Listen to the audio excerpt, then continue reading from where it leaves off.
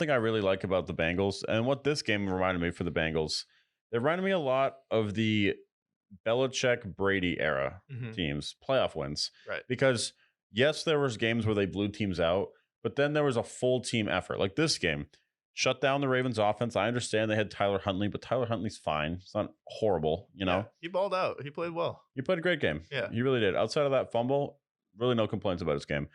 Um, they were playing well on defense. They had some nice kick returns. Their offense, while it wasn't perfect, Jamar Chase got it done. Joe Burrow put it where it needed to be. Only threw for 209 yards, but 23 of 32. He did everything he needed to do. And then when it mattered most, somebody made a big play, and that's why they won the game. It's like Yeah, gritty Henderson. game. They had a great game plan, and it, like I said, it reminded me of the 2010 Patriots. Yeah, and you're not going to blow out a division rival with a defense this good. And my point is this. Are going up against one of the best defenses in the AFC. This is the toughest opponent that the Bengals offense is going to be going up against because I feel like the Bills defense has a lot of holes. Unfortunately, DeMar Hamlin was injured in that game versus the Cincinnati Bengals, but he was second in their team in tackles. They have a hole at the safety position. Von Miller's not there. They have a hole in the pass rush. So the Bills defense isn't as stacked as it could be. So the Bengals aren't going to have as tough a time versus the Buffalo Bills that they will versus the Baltimore Ravens.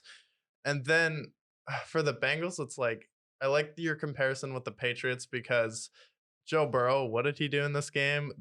I know we're going to win this game if I don't turn the ball over and I don't give them an opportunity to win. And that's what happened with Joe Burrow in this game. He's like steadfast, not turning the ball over, got a drive whenever he needed it, but he didn't try and do too much and force the issue and get unnecessary turnover that could have swung the game to Baltimore. And he's like, I trust our defense. They have a backup quarterback, going to make him drive the field. John Harbaugh, horrible fourth quarter coach. They've blown a lot of leads. They've crumbled Yeah. in the fourth quarter. Their offense has I don't know what happens to the Baltimore Ravens in the fourth quarter, but even with Lamar Jackson this year, it hasn't been good. And we'll probably talk about his contract in the next episode. But Yeah. One last thing, another thing that I mentioned, their offense, Joe Burrow, reminded me a lot of how Tom Brady would have in the playoff games. We're talking about 10-minute drives, 17-play drives, really grinding the clock, getting the ball surgical, reading the defenses, seeing where the ball's going to go before the ball is even snapped. It's like, give me very much Patriots vibe for sure. And I think Zach Taylor does not get the credit he deserves, which I've said this multiple times on the show, but we're talking about Andy Reid.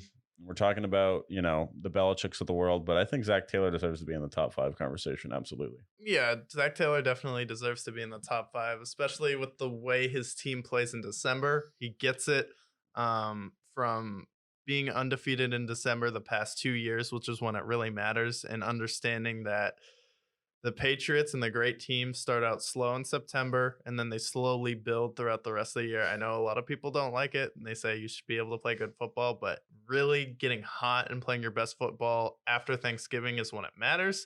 And then just building a community is something I feel like Zach Taylor's done a little well. Some people want to call it corny, but going to the bars after the game and giving out the game ball is something I love about him. It's just like being a man of the people, walking up there. Imagine we're at a local bar and then Bill Belichick just walks in. He's like, hey guys, I have the game ball. You're like, oh my God.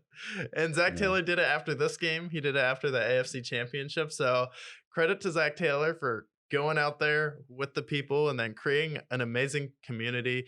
Their defensive coordinator, building an incredible staff. Their defense, everyone always shits all over the Bengals defense. Every time I bring up the Bengals, they're just like, oh yeah, but their defense. I'm like, what about it? It's like they've been really solid for the past year. And then you want to talk about the Patriots defense where usually they take away a team's biggest strength and then they make you play one-handed. So it's like, honestly, Bengals defense is very impressive. And I'd say it's better than the Chiefs and the Bills at this point. I think it's more consistent. Yeah. For sure. I mean, we talked about the comparison, but like playing left-handed sort of thing. And I think Zach Taylor deserves his credit. Absolutely. I think he deserves to be in the conversation. If we're talking about top 5 coaches in the league, he absolutely deserves a spot there. Yeah. Because people want to give him shit for how he coached the first 2 years. First year, first of all, he had a roster that was arguably worse than the Texans. this year, like current year Texans, how bad that Bengals roster was. Oh, for sure. And then second year, they were, I believe, what, 5-12 or some shit. They were bad because Joe Burrow got hurt. Joe Yeah. Burrow tore his ACL, and they had to start.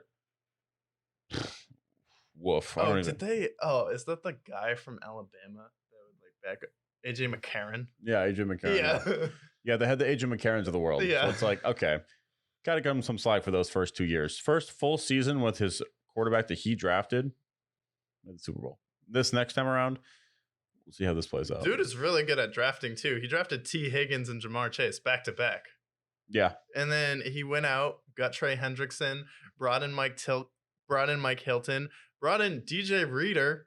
I mean, the guy's mentors was Vince Wilfork and JJ Watt. You want to talk about a guy coming in and changing the culture? The Bengals are notoriously known for being cheap, and he's made them spend money in free agency. So him, Joe Burrow, perfect marriage. I love it so far, especially because I feel like in playoff games, he stayed so disciplined in that Chiefs game because he had a game plan for the second half, and he's like, even though we're down 21-3, we're gonna go into the halftime down 21-10, and then flip our entire way we play defense. And then when we play them again next year in the regular season, we're gonna hold Travis Kelce to 0 catches and a half.